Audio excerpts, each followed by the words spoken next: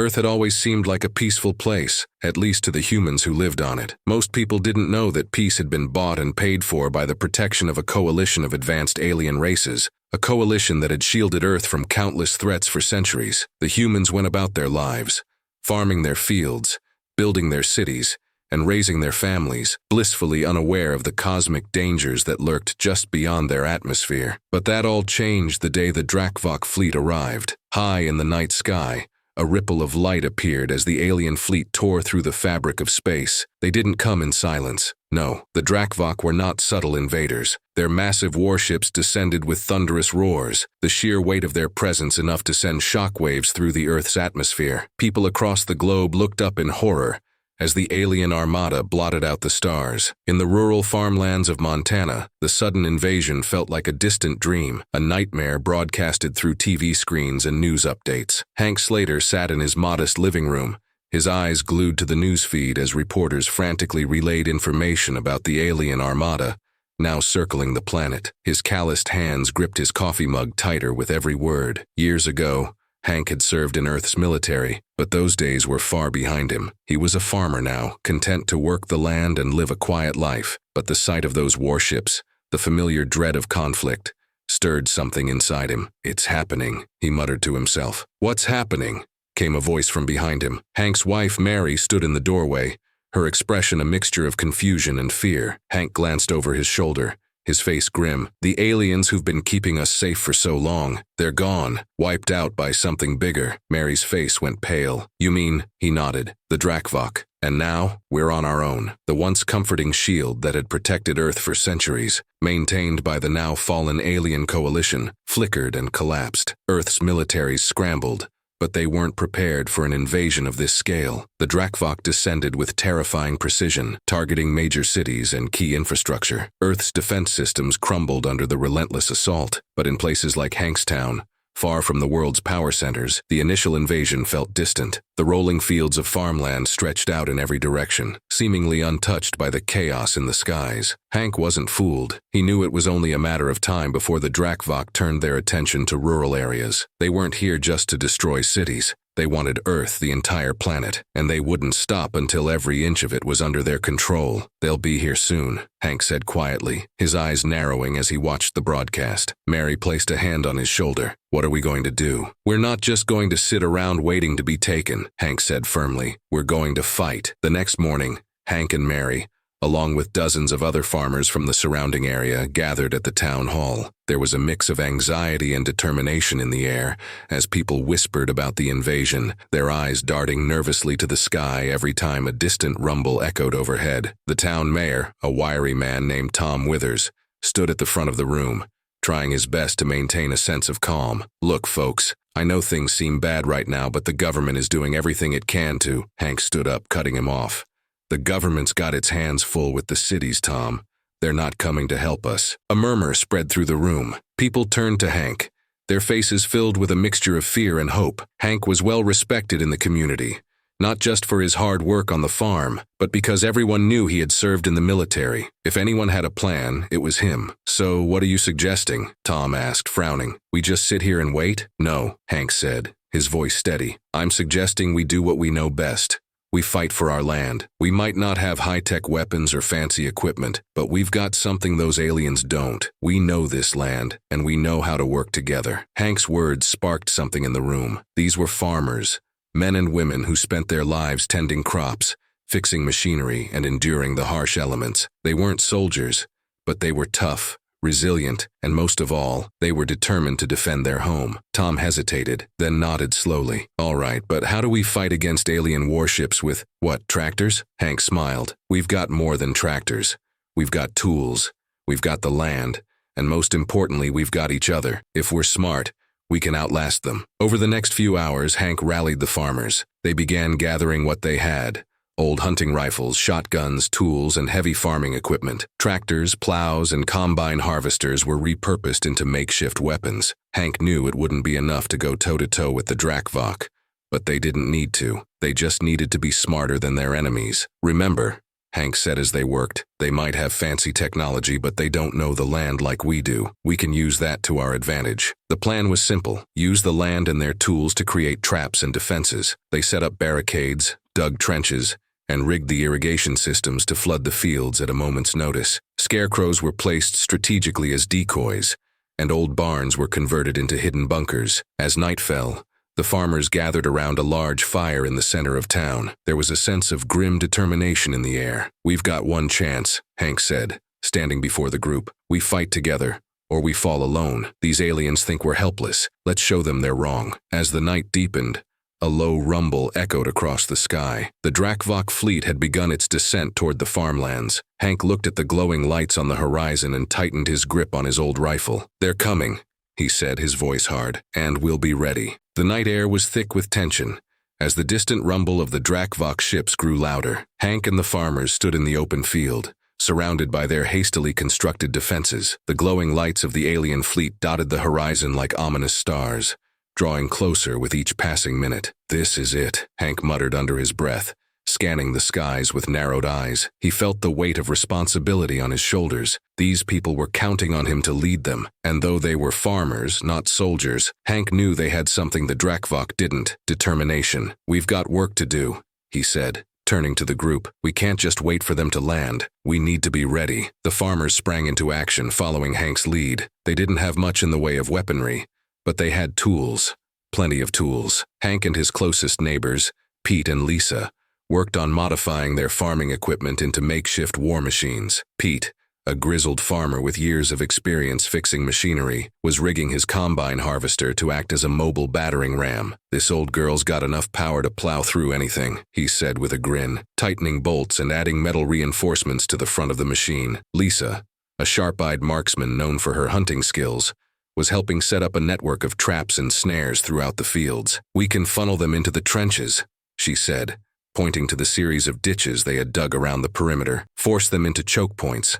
Make them think twice about advancing." Hank nodded. "Good. If we can keep them on their toes, we might have a chance." Though Hank had left his military days behind, he hadn't forgotten the skills he'd learned. He gathered the farmers in small groups and began teaching them basic guerrilla tactics: how to stay hidden, how to use the land to their advantage, and how to set up ambushes. "The Drakvok don't know this land like we do," Hank explained, walking them through their makeshift battlefield. "We use the fields, the hills, the trees, anything we can. Make them think they're walking into an open fight, then hit them from the sides." The farmers listened intently, soaking up every word. They knew they were outmatched in terms of firepower, but Hank's plan gave them hope. They wouldn't fight the Drakvok head-on. They'd fight smart. Over the next several hours, the farmland was transformed into a defensive stronghold. Tractors were modified with steel plates and rigged with spikes, turning them into makeshift tanks. Irrigation systems were redirected to create traps, ready to flood areas of the field at a moment's notice. Lisa had even crafted a series of scarecrow decoys,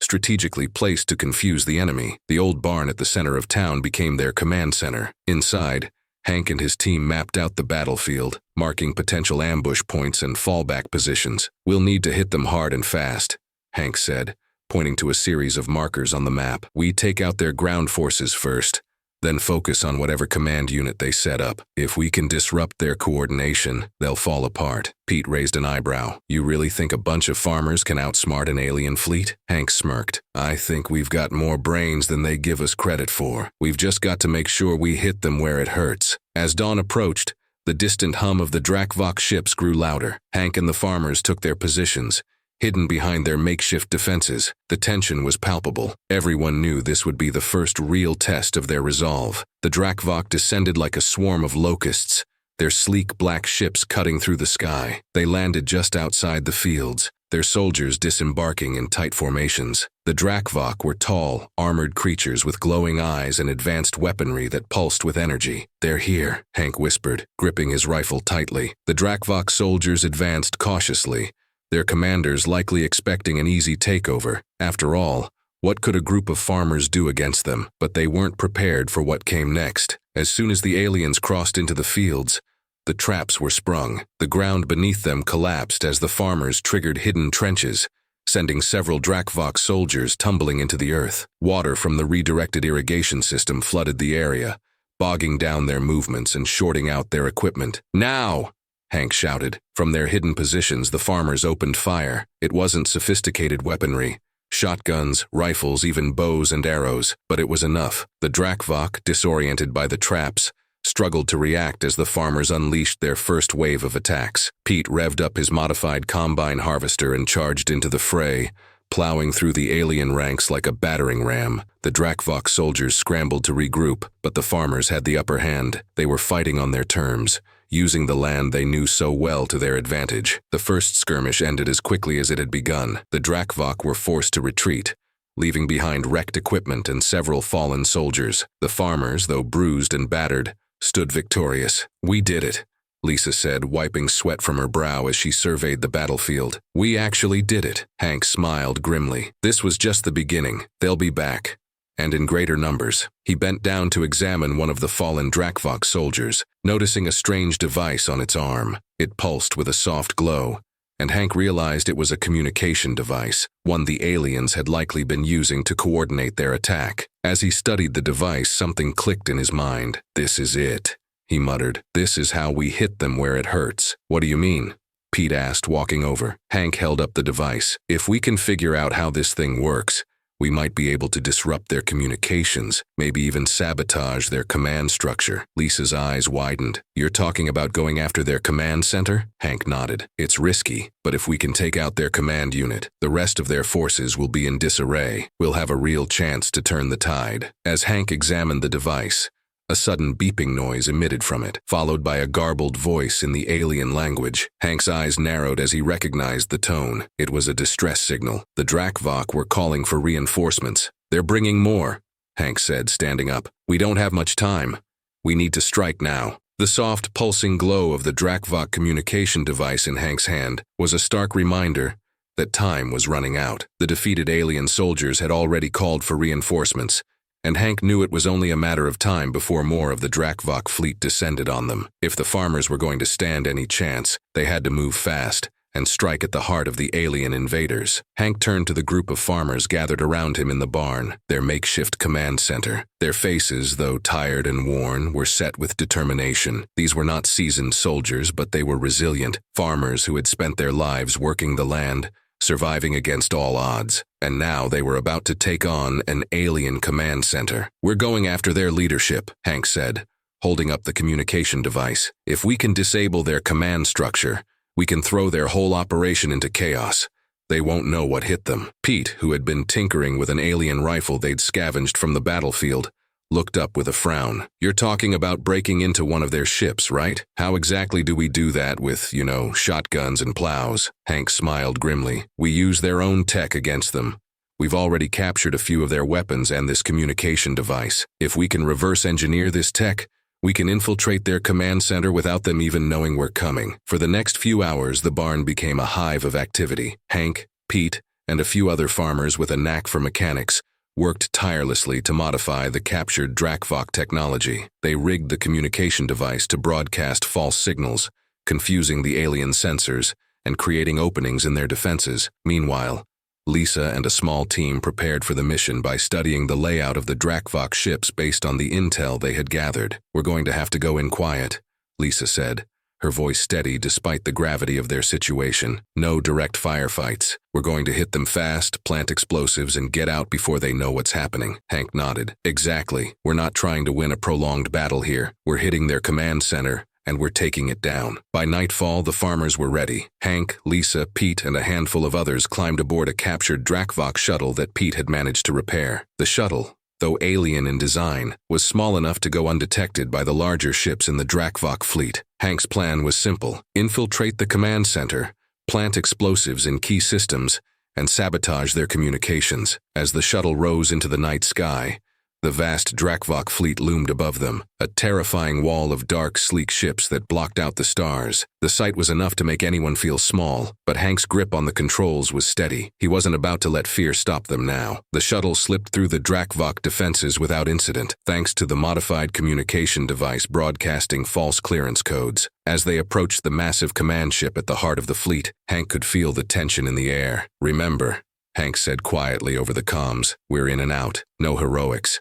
We plant the charges, and we get out. The shuttle docked quietly on the side of the command ship, and the team disembarked in silence, slipping into the ship's corridors like ghosts. The alien ship was eerily silent, its dark halls illuminated only by the faint glow of alien consoles and strange glyphs that lined the walls. Lisa led the way through the labyrinthine corridors, her keen hunter's instincts guiding them past patrols and security checkpoints. The farmers moved with quiet precision, planting explosives in key areas, the communication hub, the power core, and the command bridge. As they worked, Pete hacked into the alien systems, using the Drakvok tech to disable their internal alarms and communications. They won't even know we're here until it's too late, Pete whispered with a grin. Hank could feel the clock ticking in his mind. Every second they spent aboard the command ship increased the risk of discovery, but so far, everything was going according to plan. That is, until they reached the command bridge. As Hank, Lisa, and the team approached the final objective, the command bridge, they found themselves face to face with the Drakvok commander. Unlike the soldiers they had fought before, this Drakvok was larger,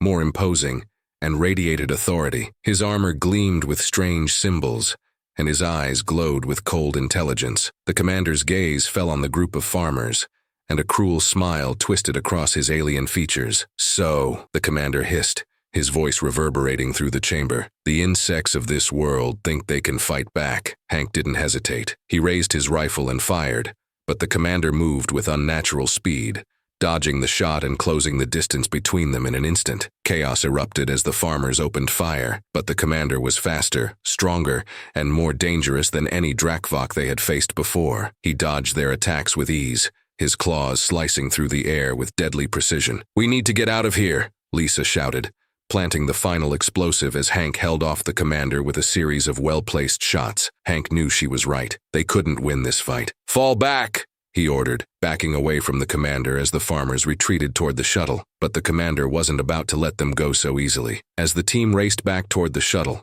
the ship's alarms finally activated, the explosives they had planted beginning to detonate one by one. The corridors shook with the force of the blasts, and the Drakvok soldiers scrambled in confusion as their systems went offline. The Drakvok commander, still hot on their heels, roared in fury as the command ship began to fall apart around him. "You think you can escape?" he snarled, his eyes burning with rage. But the farmers had one last trick up their sleeves. Hank pulled out a detonator, his finger hovering over the button. "You might want to stand back," he said with a grim smile. He pressed the button, and the entire command bridge exploded in a brilliant flash of light, sending the Drakvok commander and his forces reeling as the ship tore itself apart. The farmers raced to the shuttle, diving inside just as the final explosions rocked the ship. Hank hit the controls, and the shuttle blasted away from the disintegrating command center, leaving the Drakvok fleet in chaos behind them. As the shuttle soared back toward the safety of Earth, Hank glanced out the window at the wreckage of the Drakvok command center. The mission had been a success.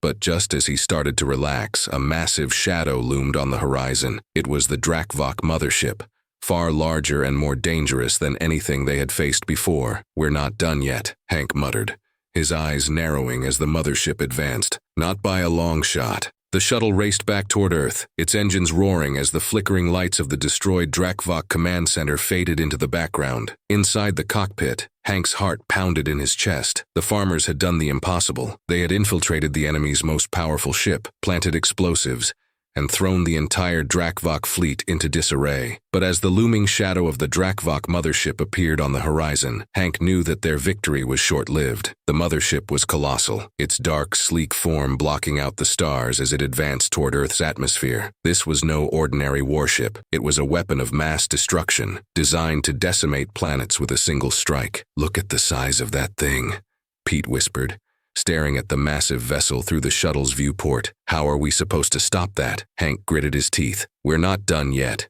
We still have one more fight left in us." As the shuttle approached the farmlands, Hank radioed the other farmers who had stayed behind to defend the town. "This is Hank.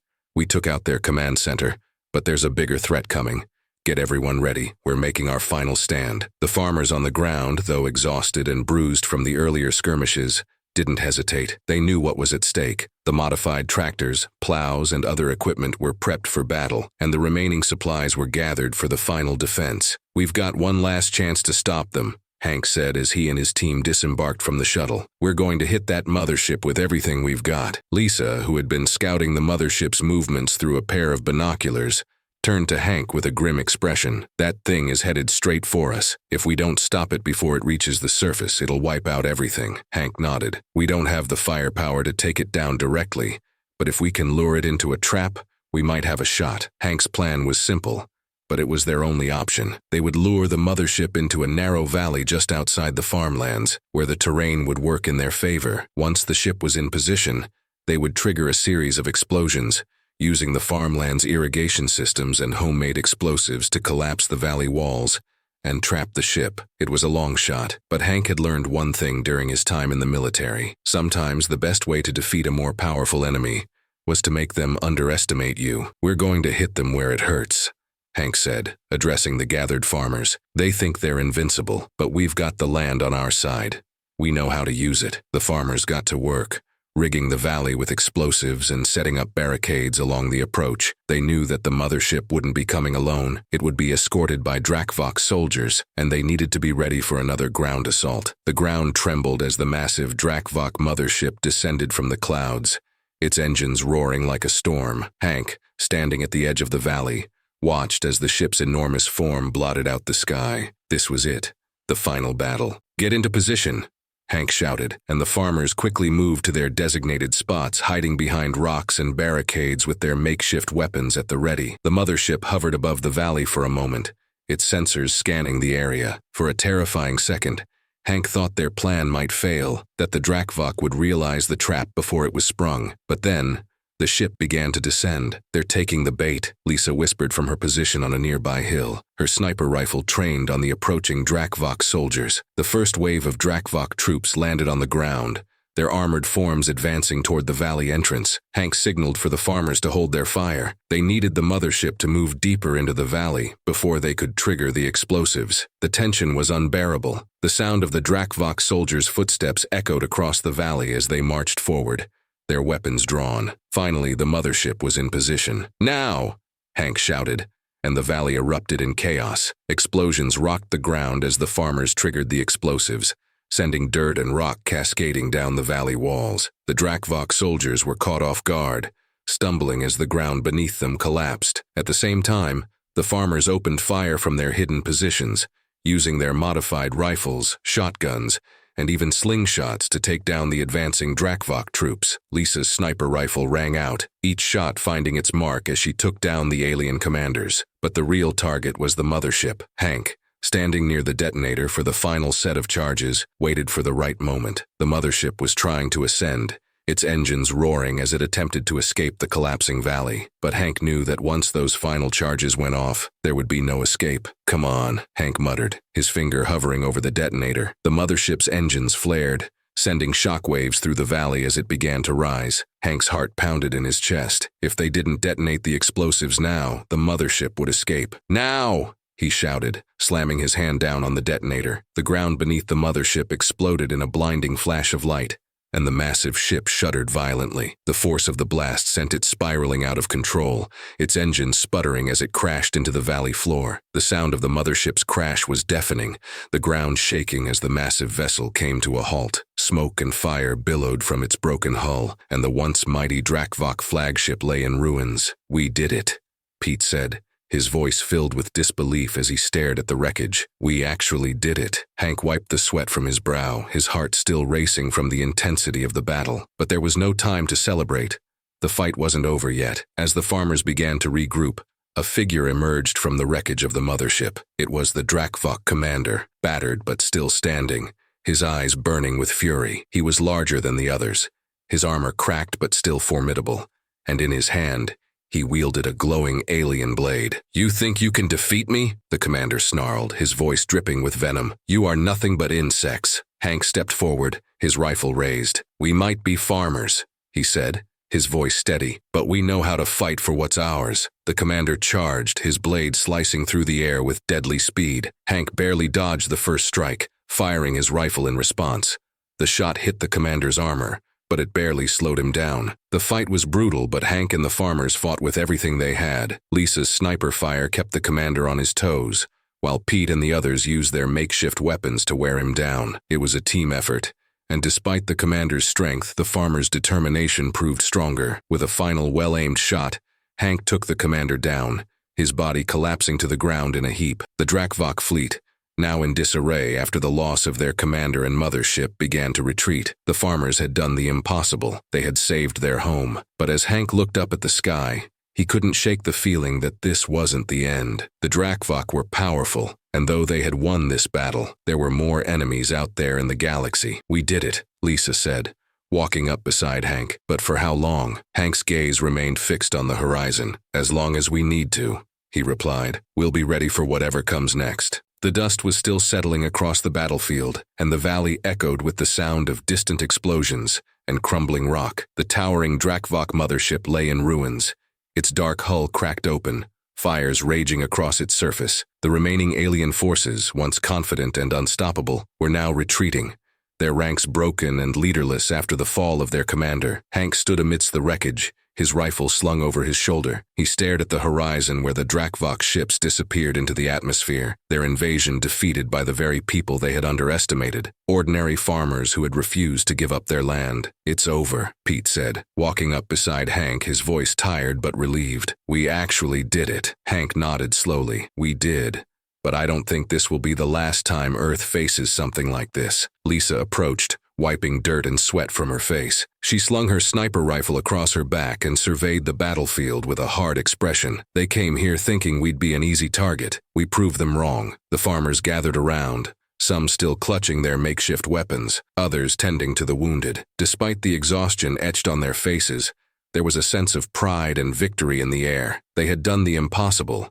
They had defeated a technologically superior enemy and protected their home. As the sun began to rise over the horizon, casting a warm glow over the valley, the farmers started the arduous task of cleaning up broken equipment, smoldering alien wreckage, and the remains of their once quiet farmland were scattered across the landscape. Hank gathered everyone in the center of the valley, where the final battle had taken place. "We've got a lot of work ahead of us," he said, his voice carrying over the group. "But we've also got something to celebrate. We came together, we fought, and we won." The crowd murmured in agreement. There was no denying what they had achieved, but the weight of the battle still hung heavily in the air. Mary, Hank's wife, stepped forward, her eyes filled with pride and concern. "What happens now, Hank? Do you think they'll come back?" Hank sighed and wiped his brow. "I don't know, but I do know that we can't wait around for the next invasion. We have to be ready." Over the next few days, the farmers worked together to rebuild their homes and fields. The scars of the battle were everywhere: charred soil, destroyed crops, and the wreckage of alien ships scattered across the countryside. But the farmers, resilient as ever, set to work repairing the damage. Pete and Lisa helped repair the irrigation systems and fix the machinery that had been used in the battle. The modified tractors and plows that had once been weapons were now returning to their original purpose, cultivating the land. Despite the devastation, there was a renewed sense of community and purpose among the farmers. They had faced the worst the universe had to offer, and they had come out on top. Their bond was stronger than ever. One evening after a long day of work, Hank sat on the porch of his farmhouse, gazing out at the fields. The stars twinkled overhead, and for the first time in what felt like weeks, there was a peaceful stillness in the air. Lisa joined him, sitting down on the steps beside him. "You know," she said, her voice quiet, "I never thought I'd see the day when we'd be fighting off aliens on our own farmland." Hank chuckled softly. "Me neither, but here we are." Lisa's expression grew serious. "You think they'll be back, don't you?" Hank's smile faded. He stared up at the stars, the weight of responsibility still heavy on his shoulders. "I don't know if it'll be the Drakvok, but there's always something out there. The universe is bigger than we can imagine. We can't afford to be complacent." Lisa nodded in agreement. "You're right, we need to be ready." In the weeks that followed, word of the farmers' victory spread across the country and beyond. They became a symbol of resistance and perseverance, proof that even the most ordinary people could rise to extraordinary challenges. The media dubbed them the Defenders of Earth, and stories of their bravery inspired others around the world to stand strong in the face of adversity. But Hank and the others didn't care much for fame. For them, it was never about recognition. It was about survival, about protecting their land and their way of life. As the seasons changed and the crops began to grow once more, life in the farmlands slowly returned to normal. But things would never be quite the same again. The farmers knew that Earth's place in the galaxy had shifted. They had seen firsthand the dangers that lurked beyond the stars, and they knew they had to be prepared for whatever came next. Hank stood at the edge of his fields one afternoon, watching the wind ripple through the golden waves of wheat. The battle had changed him. It had changed all of them, but it had also reminded him of what was worth fighting for: the land, the community, the people he loved. As he turned to head back toward the farmhouse, a familiar voice called out behind him, "Hey, Hank!" He looked back to see Pete, Lisa, and several other farmers approaching, smiles on their faces. They had been through hell together, and they were stronger for it. "We were thinking," Pete said, "maybe we should start building a proper defense system just in case." Hank grinned. "I think that's a good idea. We've got a lot of work ahead of us." As the sun set over the farmlands, casting a warm, golden glow across the fields, Hank stood with his friends and neighbors, looking out at the land they had fought so hard to protect. They weren't soldiers, but they had proven that even the most ordinary people could do extraordinary things when pushed to the limit. The battle was over, but the fight wasn't done. Earth had survived this time, and Hank knew that they would be ready for whatever came next. Because, as it turned out, farmers weren't just good at growing crops, they were pretty damn good at defending their planet too.